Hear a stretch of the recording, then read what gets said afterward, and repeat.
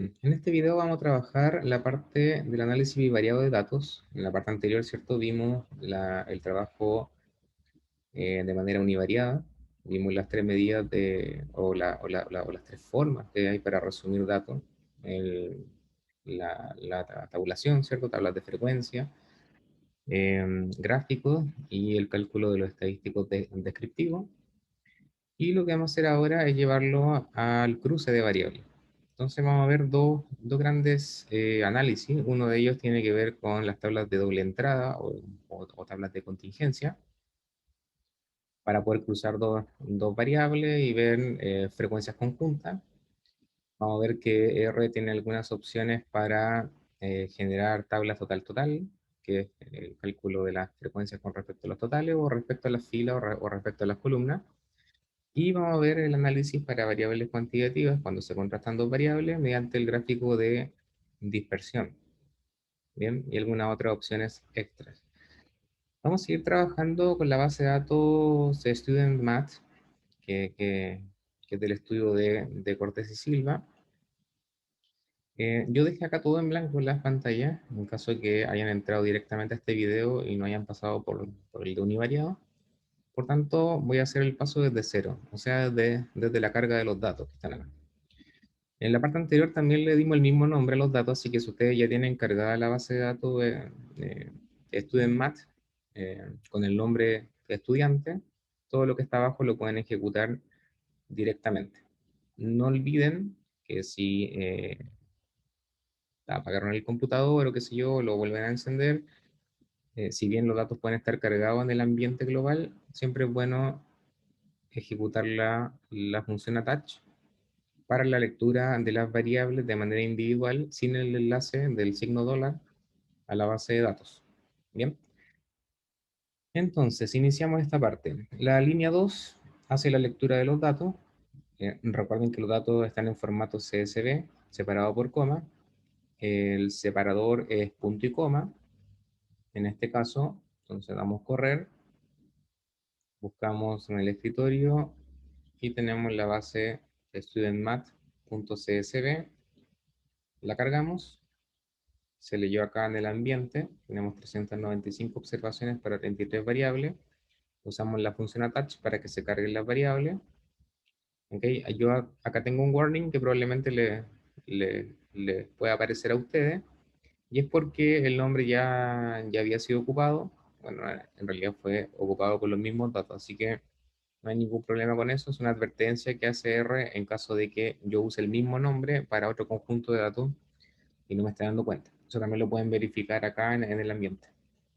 La función view ya la conocen, es para ver un formato tipo Excel, como una planilla. Ahí tenemos una planilla de datos, ya la habíamos revisado en el video anterior, y names es para conocer el nombre de las variables, de las 33 variables que hay en esta base de datos. Entramos entonces a los primeros análisis bivariados, que se llama, bueno, que es la tabla de doble entrada, o también se conoce como tabla de contingencia. Y en este caso usamos la función table, que es la misma función que vimos para análisis univariado, pero la diferencia es que ahora estamos trabajando con dos variables. Por tanto, las separamos por coma. Acá en este caso, en este ejemplo, estamos con la variable guardian, el tutor, que tiene tres niveles, padre, madre y otro, y el tiempo de estudio, que es una variable que tiene cuatro niveles. ¿Sí? Números del 1 al 4, en el cual representa el tiempo de estudio que dedica el estudiante. En este caso, si tiene un 1, es menor a 15 minutos, 2 entre 15 y 30, sin incluir el 30, 3 es de 30 a una hora, ahí está incluyendo la hora, y creo que acá también está incluyendo los 30 minutos, pero acá incluye el 15. Y 4 es mayor a una hora.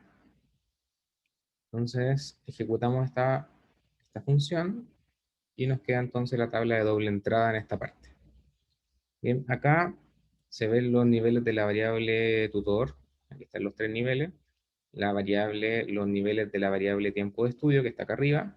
Y lo que está acá en el centro son las frecuencias conjuntas. Voy a marcarlo en otro color. En esta zona entonces están las frecuencias conjuntas. Entonces se puede leer como una especie de matriz. Este valor que está acá, el 26, por ejemplo, este 26 está en la posición, en la frecuencia que se encuentra en la fila 1 y la columna 1. Bien, ese 26 está indicando que hay 26 estudiantes cuyo tutor es el padre y que dedican un tiempo de estudio inferior a los 15 minutos. Bien, por ejemplo, si tomáramos este número que está acá, este 47 está en la frecuencia que está en la fila 2, columna 3, y lo que estaría indicando es que hay 47 estudiantes cuyo tutor es la madre y el tiempo de estudio o el tiempo que dedican al estudio está entre 30 minutos y una hora. Bien, entonces acá tendríamos una tabla de frecuencia bivariada. Voy a borrar esto. Ahí está. Sí, y esa tabla la pueden transformar en una tabla de probabilidades, como lo vieron con la función PropTable. Es la misma función que se aplica sobre la tabla. Por ejemplo, voy a aplicar ahí la función PropTable y obtenemos la misma tabla, pero como una tabla de probabilidades. Voy a subir un poco la pantalla. Ahí está. Entonces, ¿qué es lo que pasó acá? Cada uno de estos valores que están acá, cada una de estas frecuencias, se dividió por 395. Y obtenemos entonces la proporción de la celda con respecto a la proporción total. O sea, si sumamos todos estos valores que están acá abajo, nos da 1. Bien, que sería el 100% si lo vemos así. Ahora acá tenemos este, por ejemplo, sería nuestra frecuencia relativa, fila 1, columna 1, y estaría indicando entonces que si lo vemos como un porcentaje, el 6,6% de los estudiantes, el tutor es el padre, tiene un tiempo de dedicación al estudio inferior a los 15 minutos, o bien la proporción de estudiantes cuyo tutor es el padre y su tiempo de estudio inferior a los 15 minutos es de 0,065. ¿Sí? Habitualmente se puede leer esto como una proporción, como un porcentaje, aunque hay una cierta diferencia conceptual, o bien como una probabilidad incluso. Y tenemos entonces la tabla con frecuencias absolutas y con frecuencias relativas, en este caso relativo al total, que son las 395 observaciones que se recolectaron en este estudio. Ahora, esta función también la pueden ver con la función view, aunque la muestra un poco distinta a esta, no la muestra como una tabla cruzada en sí. La voy a ejecutar para que la vean. Ahí está, se abre una nueva pantalla acá en la parte superior y lo que hace es segmentar. Va tomando por tramos, por ejemplo, acá tenemos el tiempo de estudio, está fijo en 1, sería para los niveles 1, subdividido por cada una de los niveles de la variable tutor. Bien, son los mismos números que están acá, pero están ordenados por columnas. Aquí irían los primeros tres números, 26, 73 y 6, ahí están. Luego 44, 137 y 17, y así sucesivamente hacia abajo. Tenemos entonces la primera visión de la tabla de frecuencia, tabla conjunta o tabla de doble entrada, y la tabla de probabilidad, que es la función PropTable, que es lo que dice acá, las proporciones se determinan respecto al total general, los 395. Ahora, a uno le podría interesar cuál es la distribución por nivel, ya sea para la variable tutor o para la variable tiempo de estudio, y para eso uno tendría que calcular tablas con totales filas y totales columnas y sacar las proporciones con respecto a esos totales. Por ejemplo, si queremos calcular las proporciones con respecto a los totales filas, o sea que lo que sería en este caso, tenemos en la fila la variable tutor y queremos saber cuál es la distribución interna, cómo se distribuyen las distintas categorías del tiempo de estudio dentro del nivel fijo padre. Lo que habría que hacer entonces sería sumar estas filas que están acá. Si realizamos esta suma nos da 90, tendríamos 90. Entonces lo que se haría es dividir cada una de estas celdas que están acá, con la fila 1 fija, dividido por 90. Eso sería el total fila de acá. Y lo mismo en la segunda fila y en la tercera. Para poder hacer eso con R, simplemente se usa la función propTable, se aplica sobre la función table, pero se le coloca coma 1. El valor 1 para R implica, no significa que no queremos la tabla total, sino que queremos con respecto a la fila.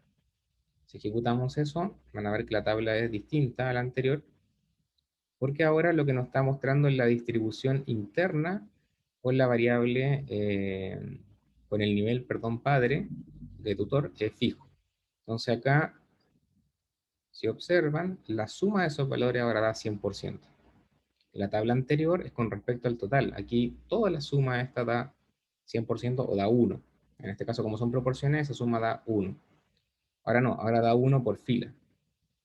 Esto da 1, esto de acá abajo da 1 y lo mismo pasa abajo. ¿Por qué? Porque ahora estamos viendo la distribución dentro del nivel fijo. Entonces, dentro del nivel padre, esta es la distribución del tiempo de estudio para cada uno de los niveles. Acá se ve que si dejamos fijo al padre, dentro del grupo de los estudiantes cuyo tutor es el padre, la proporción de estudiantes que dedica entre 15 y 30 minutos es de 0,49. Prácticamente la mitad de los estudiantes dedica esa cantidad de tiempo de estudio en donde el tutor es el padre. Lo mismo acá se podría leer para la madre, que es un poquito más del 50, y para otros alrededor del 53% si lo queremos ver como un porcentaje. Ahora, al revés, si queremos fijar la columna, o sea, queremos ver la distribución de los tutores fijando el tiempo de estudio, la diferencia está entonces que en la función propTable colocamos un 2. ¿Qué es lo que pasaría entonces? Ahora las sumas se hacen hacia abajo. Por cada uno de los niveles, por cada uno de los niveles de la variable de estudio, el tiempo de estudio, entonces tendríamos la división de cada uno de estos niveles que están acá, de cada una de estas frecuencias, de estas celdas columnas, con respecto a la celda total. Bien, por ejemplo, en el nivel, en el nivel 4, en el nivel 4 acá, entonces pegó un poquito, ahí está, en el nivel 4, entonces tendríamos, por ejemplo, aquí que la suma en el nivel 4, o sea, los estudiantes que dedican eh, más de una hora al estudio, son 27, por tanto estos valores se dividirían por 27, y eso nos mostraría la estructura interna que hay con respecto al tutor, cuál es la distribución con respecto al tutor, dejando fijo el tiempo de estudio. Si ejecutamos entonces esa función que está acá, tenemos esta tabla. Bien, y en esta tabla entonces la suma da 1 hacia abajo. Entonces, ¿qué es lo que tendríamos en el nivel 4? En el nivel 4, para el nivel 4 fijo, la distribución por tutor sería el 37% de los estudiantes que dedican sobre una hora al estudio, el tutor es el padre, el 59% es la madre, y en el 3-4% prácticamente restante es otro.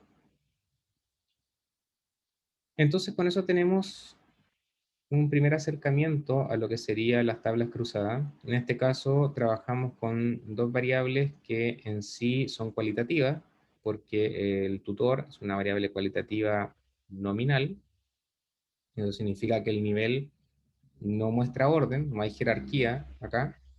En cambio, tiempo de estudio es una variable que está cualificada, porque era una variable de tiempo, pero se generaron intervalos de tiempo, perdón, y a esos intervalos se les colocó un valor.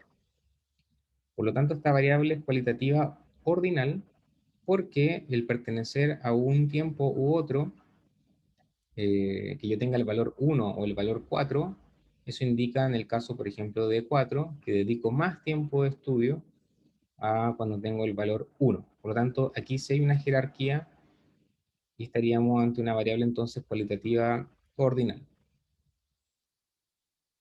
Pero las tablas de doble entrada también se pueden hacer sobre variables cuantitativas, justamente considerando esto que vimos en la parte anterior, por ejemplo, como el tiempo de estudio, cualificando la variable de estudio o generándole intervalos, que sería algo similar. Por ejemplo, en el caso de acá tenemos una tabla en la cual yo quiero trabajar con la variable edad. Bien, la variable age, ¿cierto? Que es edad, es una variable cuantitativa. Entonces, lo que vamos a hacer es pedirle a R que esa variable cuantitativa la subdivida. Acá en el caso de las edades, si ustedes recuerdan, no hay mucha dispersión en la edad. Están entre los 15 y los 22 años. No son tantos valores para la edad, como por ejemplo si tomáramos un rango como grupo etario, por ejemplo, donde podríamos tener una gama de valores y al tabularlos de manera individual sería muy engorroso, pero para efectos de ejemplo, vamos a hacer que el software haga una división sobre la variable edad. Entonces, ¿eso cómo se hace? Se hace con la función cut, que la habíamos visto antes también, que es la función cortar. Entonces, ¿qué es lo que estamos haciendo? Estamos tomando la variable age y le estamos aplicando un corte. ¿Cuántos cortes en este caso? 3. Bien. Por tanto, la tabla que tenemos acá tendría en la fila la variable edad segmentada en 3 intervalos y en la columna tendría la variable famrel. Famrel, acá abajo, dice que famrel es la calidad de las relaciones familiares. Es una variable, bueno, numérica, pero en sí está en escala de Likert y va de 1 a 5. Bien, es una variable entonces que es discreta y tiene pocos niveles, entonces la vamos a trabajar tal cual. Si ejecutamos eso, nos queda entonces esta tabla que está acá abajo, en donde acá en las filas tenemos los 3 rangos que pedimos para la edad, de 15 a 17,3, de 17,3 a 19,7, 19,7 a 22. Y en la columna tenemos entonces la variable famrel, que es la calidad de la relación familiar en escala de Likert, en donde el 1 indica una calidad mala, muy mala, hasta 5, que es excelente. Bien, y acá tenemos entonces la distribución de las frecuencias conjuntas respecto de estas dos variables y de sus respectivos niveles. Por ejemplo, si tomamos ese valor que está acá, 74 es un valor, es una frecuencia absoluta que está en la fila 1 y en la columna 5, y entonces estaría indicando que 74 estudiantes tienen edades que fluctúan entre los 15. Este valor acá lo muestra abierto por defecto R, pero estaría cerrado. Entonces estaría entre los 15 y los 17,3 años. Aquí en realidad están los estudiantes entre 15 y 17. Recuerden que esa variable es una variable cuantitativa discreta, no hay una especificación de la cantidad de meses que tiene el individuo o la fracción de años, pero como le dimos la indicación a R de que cortara justamente en 3 cortes, para que queden simétricos, tiene que hacer ese tipo de división. Entonces, tenemos 74 estudiantes que tienen un rango de edad que se encuentra en este intervalo y que la calidad de la relación familiar es excelente. Y así sucesivamente con las otras variables. Hay distintos gráficos para representar estas tablas que están acá, y una de ellas se conoce como el gráfico de mosaico. El gráfico de mosaico vendría a ser una subdivisión en bloques o en mosaicos justamente que son proporcionales al tamaño de la frecuencia.